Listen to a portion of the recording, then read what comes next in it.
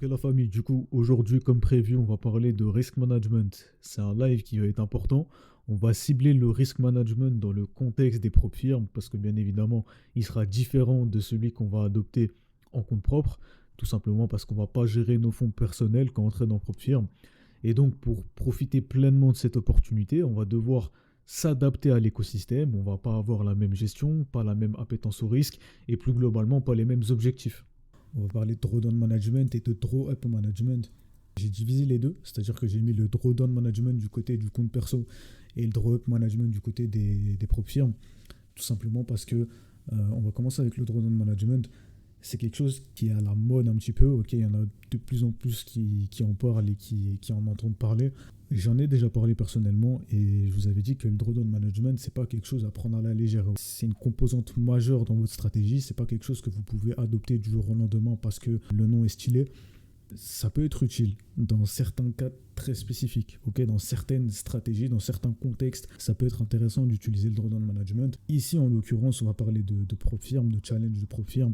Pour moi, il n'y a aucun intérêt à utiliser du drawdown management en prop firm par rapport à votre risque, tout simplement parce que ceux qui ne savent pas ce que c'est le drawdown management, c'est le fait de manager son drawdown, c'est-à-dire de manager ses périodes de perte. Okay, en général, ce qu'on va faire, c'est qu'à partir d'un certain palier, à partir d'une certaine perte, on va venir diviser notre risque pour faire en sorte que les prochaines pertes aient moins d'impact sur le compte. Sur papier, c'est beau, sur papier, c'est intéressant, mais dans les faits, c'est pas intéressant pour la majorité des traders. C'est pour ça que je dis que c'est vraiment dans certains cas spécifiques où ça peut avoir un intérêt. Ici, je l'ai mis du côté du compte perso, tout simplement parce que c'est là où ça va avoir un réel intérêt. C'est quand vous avez votre argent qui est investi sur le marché, c'est là où vous allez vraiment être intéressé de préserver votre capital. Okay, du côté des prop firmes, vous n'avez pas cette problématique-là, tout simplement parce que ce n'est pas votre argent. Okay, c'est des fonds que la prop firme vous prête. Si vous les perdez, c'est pas grave. Vous ne devez pas rembourser l'argent que vous avez perdu. Vous avez juste perdu votre compte. Et ensuite, vous pouvez aller refaire un nouveau challenge. C'est là où il y a une grosse différence entre les prop firmes et le compte perso. C'est que là, le drawdown management sur un compte personnel, ça peut s'appliquer dans un certain contexte, comme je l'ai dit. Mais sur les prop firmes, ça va juste ralentir votre progression. Je voulais revenir un petit peu sur le drawdown management aussi. Comme je l'ai dit, ça peut être utile dans un certain contexte. Je vais détailler un peu ce que je veux dire par là. C'est que pour la majorité des stratégies, pour la majorité des traders, il n'y aura aucun intérêt d'utiliser le drawdown management. Et je m'explique. Si votre drawdown management, c'est par exemple, imaginons, après 3 SL, je passe en drawdown management, je divise mon risque. La problématique avec ça, c'est que quand vous prenez 3 SL, si votre 4e trade, votre 5e trade, votre 6e trade, c'est des trades qui vont TP, vous allez du coup prendre des TP avec un risque réduit. C'est-à-dire que vous allez mettre beaucoup plus de temps à remonter votre perte que si vous avez tenu votre risque initial.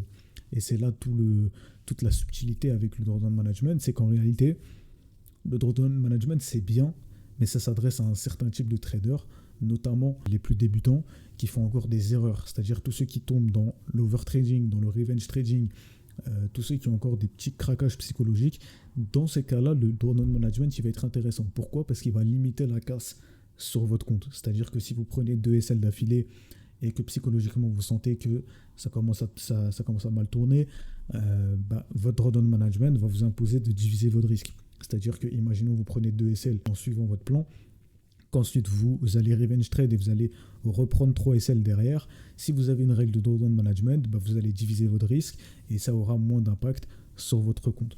Donc oui, pour les traders les plus débutants, il y a un intérêt, mais pour un trader qui est expérimenté, qui arrive à suivre son plan et qui arrive à pas avoir de réaction émotionnelle par rapport à ses losing streaks ou ses winning streaks, il n'y a pas réellement d'intérêt derrière le drawdown management. Je reviens dans notre contexte des challenges, des prop firmes.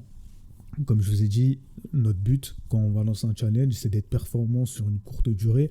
Donc réduire son risque pendant une période qui est réduite pour aller chercher une grosse target, c'est une mauvaise idée. On va parler de draw-up management du coup dans ce cas-là.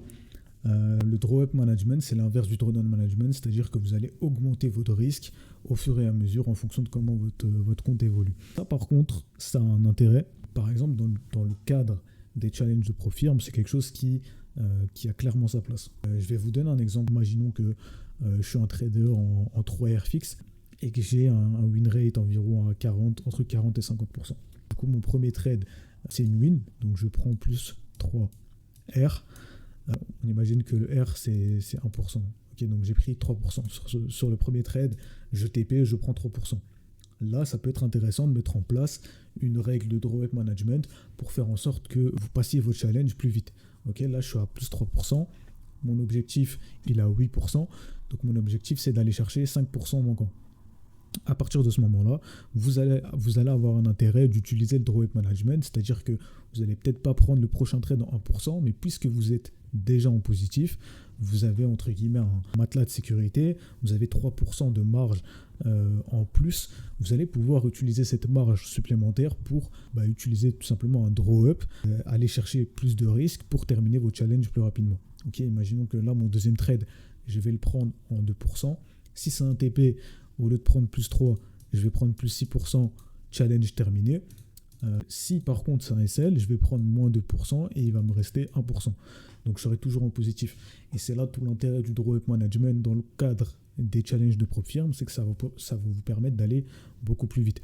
Encore une fois, c'est quelque chose qui doit être calculé et qui doit être basé sur votre stratégie et vos résultats. Ok, si vous savez que vous n'avez pas un bon win rate, c'est probablement pas une bonne chose d'avoir un drawback management. Si vous prenez un TP, que globalement vous avez un mauvais win rate, donc qu'en termes de statistiques de probabilité, vous avez plus de chances de perdre que de gagner le prochain trade, c'est peut-être pas une bonne idée de augmenter son risque. Ok, mais pour ceux qui sont dans les bonnes conditions, qui ont un bon win rate, ça peut être très intéressant d'essayer de setup du drawback management. Ça ne doit pas être forcément du x2, vous pouvez faire du x1,5, x1,25, ça peut être très variable, c'est des calculs que vous devez faire en amont par rapport à votre situation tout simplement. C'est à peu près tout ce que j'avais à dire sur le drawback management. Donc drawdown management, on bannit du côté des prop firms, en tout cas des challenges de prop firms à bannir. Même sur les comptes financés, j'y vois pas vraiment d'intérêt. Par contre, le drawback management, notamment pour les challenges, pour essayer d'aller passer vos challenges plus facilement, plus rapidement, c'est une très bonne initiative. Dernier point, et probablement un des plus importants, c'est que d'un côté, quand vous tradez en compte propre, vous êtes dans un écosystème qui existe depuis longtemps et qui a été entre guillemets régulé depuis. Et je dis bien entre guillemets parce que bien évidemment ça va dépendre du broker que vous utilisez, de si vous tradez en CFD, en futur, etc. Mais c'est pas le sujet de ce live.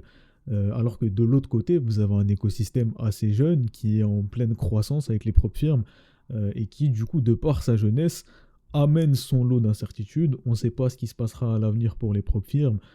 Imaginons vous tradez chez MFF, vous ne savez pas si dans 6 mois ils seront toujours là, si dans 2 ans ils auront peut-être fait faillite ou que la régulation les aura tués. Pareil pour FTMO et pour toutes les autres propres firmes. Et du coup, cette inconnue-là, justement, elle doit vous pousser à réellement comprendre les règles du jeu auquel vous jouez et à comprendre aussi que ça fait partie de votre responsabilité en tant que trader de justement comprendre l'écosystème dans lequel vous êtes pour pouvoir vous adapter et optimiser vos performances. C'est pour ça que du coup, je reviens sur ce que je disais en début de live. On ne va pas du tout avoir les mêmes objectifs sur un compte personnel et sur un compte en propre firme.